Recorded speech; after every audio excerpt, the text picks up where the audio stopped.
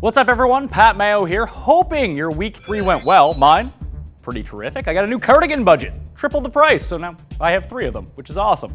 But today I'm going to be talking some injuries, some waivers, and the fantasy spin that surrounds it. So this is Mayo's triple play: injuries, waivers, and fantasy spin.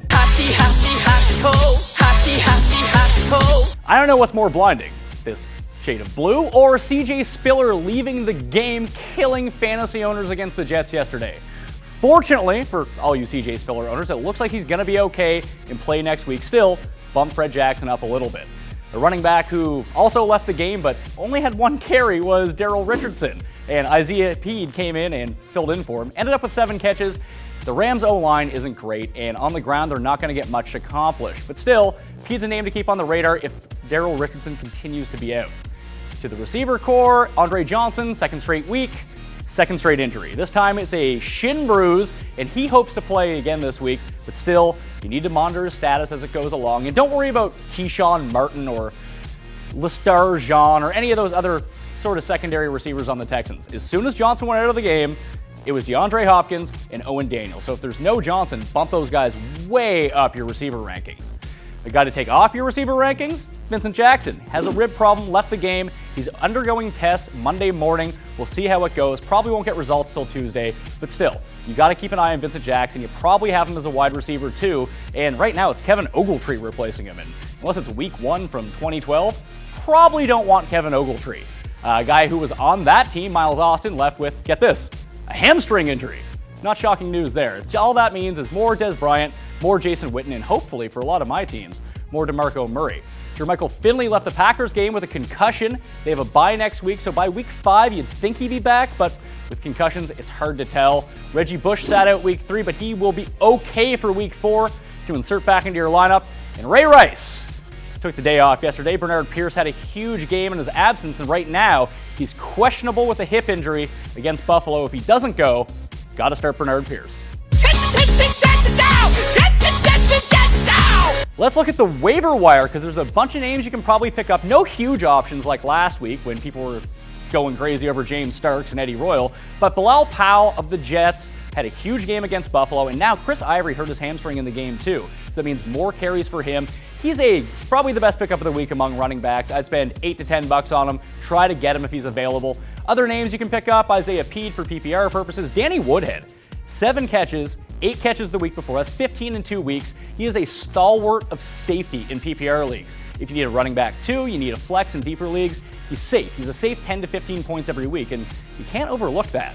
Brandon Bolden got some run with the Patriots. Jonathan Franklin stood in for James Starks after he got hurt. But again, Packers bye next week. Eddie Lacy probably back in week 5.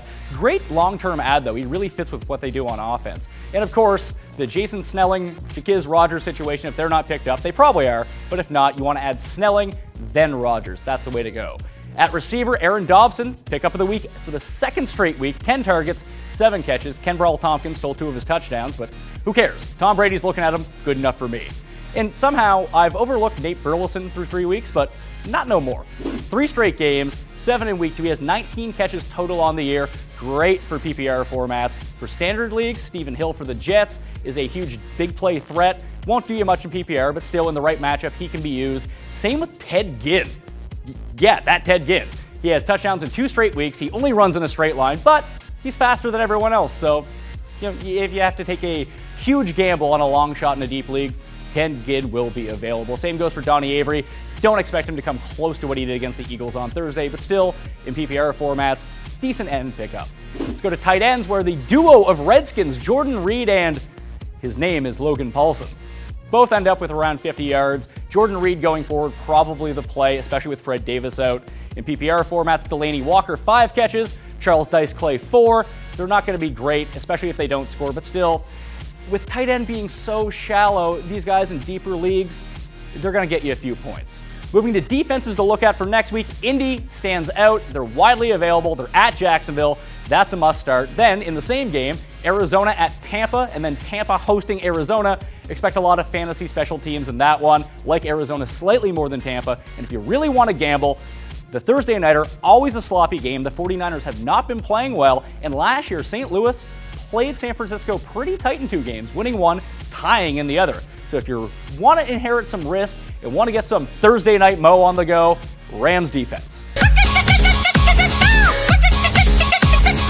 And now my 3 big takeaways from Sunday's game. Robert Griffin still wasn't running around all that much in terms of yardage, but he looked a lot closer to 100% than he did at any point in the first 2 weeks. Going forward, RG3 is a great buy low, and he's still going to probably be a top 5, top 6 quarterback when all is said and done.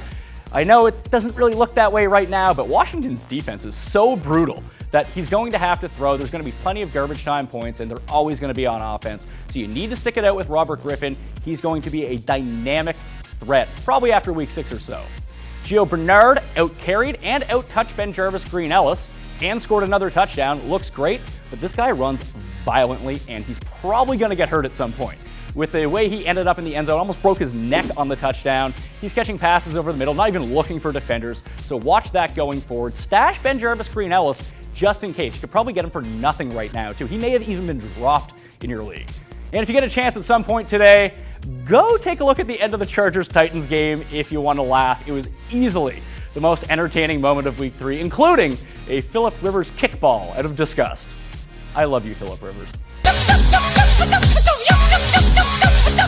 That's all for today. That's your recap, waivers, and injuries. But remember, every day on RotoExperts.com, videos from me and Mike Cardano, actually, giving you the news and notes of the day. But I'll have my busts, my stardom QBs, my stardom running backs, my stardom receivers, special teams, tight ends. Everything you need to know comes out Tuesday through Saturday on RotoExperts.com. And remember, check out the Flexpert, my Odyssey column this week, Breaking Bad, and fantasy stuff, of course. Full PPR rankings, tight ends, running backs, and receivers ranked against each other for your benefit. That's Thursday morning, so check that out. I'm Pat Mayo. See you next time.